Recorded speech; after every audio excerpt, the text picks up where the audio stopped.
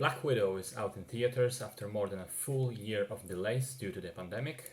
It was directed by Kate Shortland and stars Scarlett Johansson, Florence Pugh, Rachel Weisz, David Harbour, Ray Winstone, O.T. Fagbini, and William Hurt.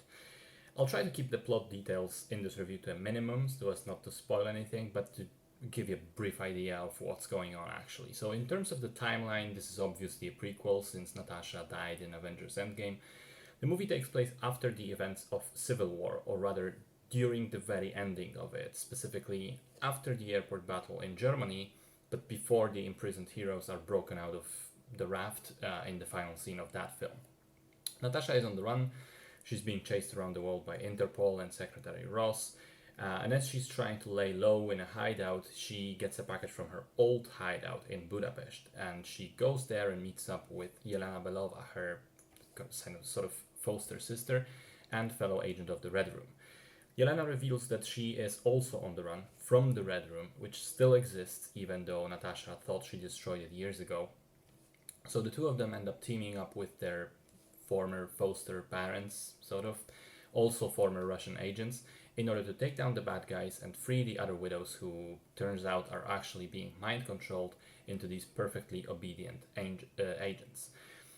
So the film is way more grounded than most of the MCU. I mean, other than Red Guardian, who has a bit of super strength, and Taskmaster, who has this skill who can copy the moves of other people, there really are no superpowers here, just well-trained people doing hand-to-hand combat and shooting guns. In terms of inspirations, the most clear ones are Bond movies. I mean, Moonraker is directly quoted early on in the film, and there are some plot similarities to that movie especially. Also stuff like the Jason Bourne movies. So how well did it actually turn out? Well, I'd say it's all right, but not great. There's a lot to enjoy about the film, but also there are some very clear flaws. Now let's start with the good stuff. I think the film overall is a nice send-off to Natasha as the character, finally giving her a full-fledged solo adventure and a lot of time to shine. And the key thing is that the film remembers the roots of the character, the spy angle, the manipulation and interrogation techniques, the deception that Natasha used to enjoy, like that first scene with her all the way back in the first Avengers movie, or her being undercover for most of Iron Man 2. I think it's smart for this film to sort of go back to these movies and show that Marvel still remembers the unique strengths of this particular character.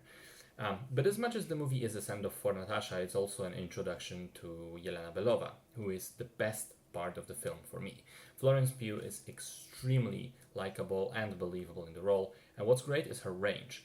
For a lot of the time, she's this cool, cynical person who is kind of a comic relief in the way that she especially continuously mocks Natasha for all the Avengers-related stuff. But at some point, she also becomes the dramatic focus of the scene and handles that part equally well. And I think it was always going to be tricky to handle this passing of the torch moment, especially as in terms of skill set, those are two like very similar characters. And it was executed very well. Yelena is distinctly her own person, and I'm excited to see more of her in the future. David Harbour, also quite entertaining as the Red Guardian. He's also like the center of a lot of the movie's humor, and I thought that he does that very well. In general, the humor of the film was quite enjoyable, as is often the case with Marvel. Crucially, though, apart from the laughs, this is a pretty heavy movie in terms of the themes it explores. I mean, the title sequence alone, the opening credits montage, is pretty chilling. The film touches on things like child trafficking, people, or specifically girls, being kidnapped or sold into slavery, the fight for control over your own life, and the manipulation that puts these women in shackles. Also, the main villain sort of brings Harvey Weinstein to mind in terms of his appearance, which I think is no accident as well.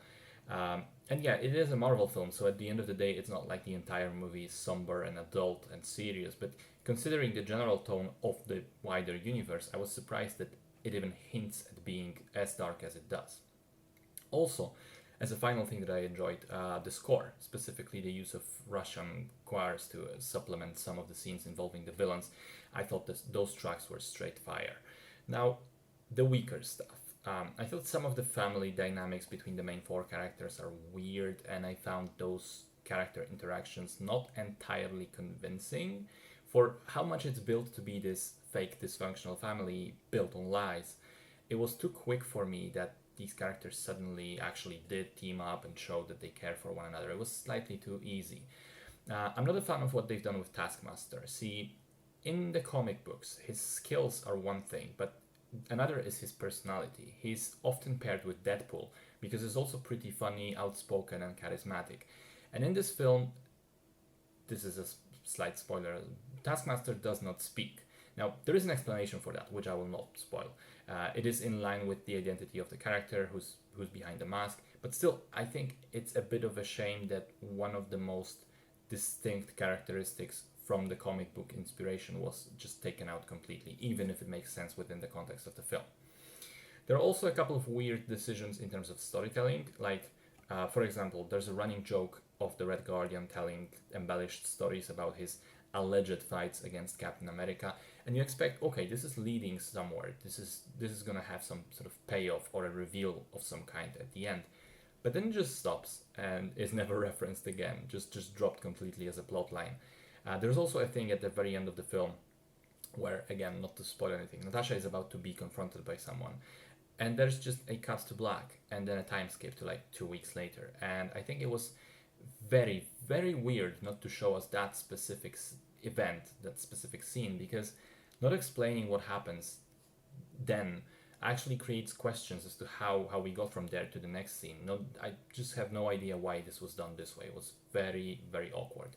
Oh, and also there's a big chase sequence throughout Budapest. We saw glimpses of it in the trailer, so that's not a spoiler. Now, the bad guys chase Natasha and Yelena are the Red Room operatives, which are supposed to be, they're explained to be this, secret shadow organization, just move in, move out before anyone notices. Nobody even knows they exist.